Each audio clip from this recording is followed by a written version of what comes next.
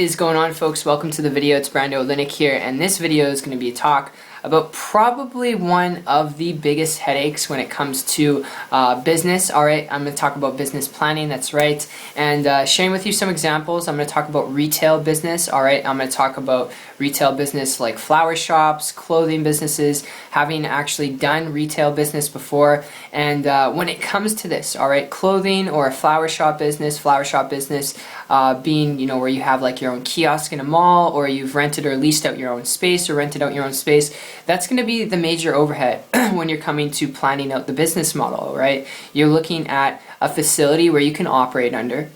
Alright, and from that point on, you're looking at supplies and equipment, so looking at fridges for flowers, looking at water, looking at employees. And the best tip I'll give you is, having actually done this before, how I started out was I actually went to a kiosk, I went to a mall, and I looked at other, you know, different types of clothing retail businesses, and you can apply this to a flower shop business, alright? And you can walk in there, you can look, just get a feel for how many fridges, how many items they have, how many they carry, you know, a variety of different types of things that they have. And then look, the best thing you could look at, alright, this is important, is look at how many employees they have working on a one-day basis, alright? So for that day, look at how many they have working, maybe 2, maybe 3, maybe just 1.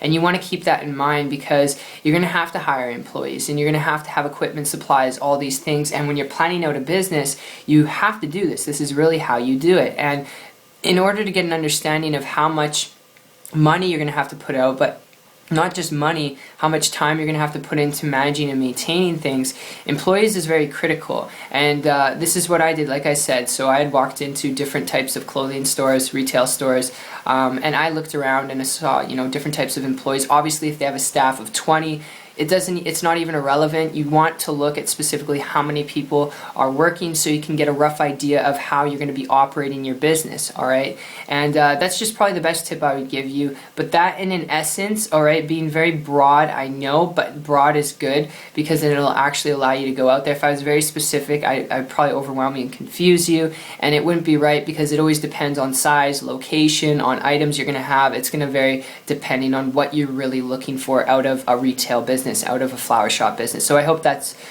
clear. Alright, I hope that's clear on your side.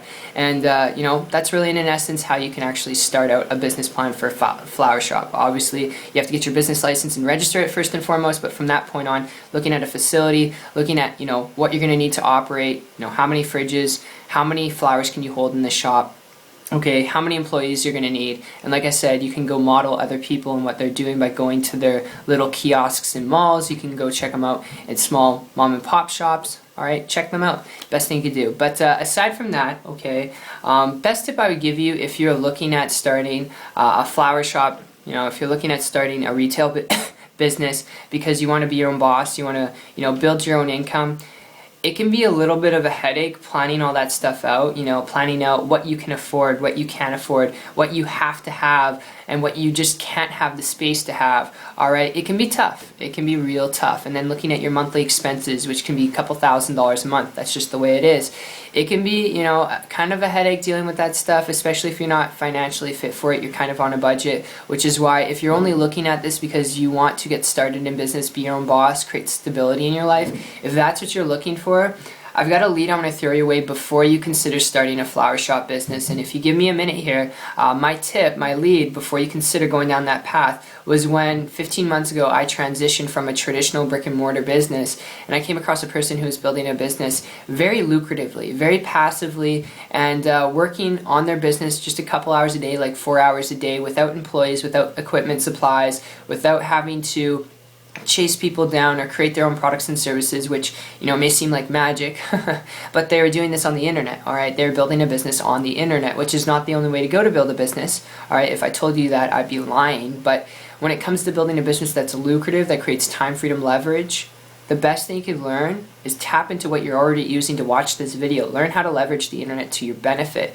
especially if you're looking at just building a business to build an income, okay? And this is what I had, you know, looked for. I came across this person, saw that they were doing this, started to model and copy them. Less than a month, I was able to put my traditional business off to the side, was able to quit corporate America, create a full-time income online. Haven't looked back since. That required a lot of work. I had to work my butt off, so if that sounds easy, I'm sorry. It requires work just like any business. If you're looking to get rich quick, business is not right for you. But I want to emphasize, if you're looking at starting a business because you want leverage, time freedom, flexibility, sustainability with your income in life, learn to build a business on the internet if that's what you're looking for out of a business. All right, if you're not, if you're really just passionate about flowers and all that, learn to build a business, you know, a flower shop business, which I kind of outlined for you how to actually get the business plan going. So I hope you enjoyed this video. That's just my 2 cents, my tip. I figured I'd share with you in addition to the video. I know it's a little bit long and rambly here, but I hope you can appreciate me for a little bit of the rambliness, and I appreciate you. So appreciate your time, and I'll keep saying that word, but thanks for coming by. And if you'd like to learn a little bit more information about how to build a business on the internet, make sure to check out my site down below. It's 123marketingtips.com. If you're coachable, willing to learn, willing to put in work, check it out, and take care, my friend.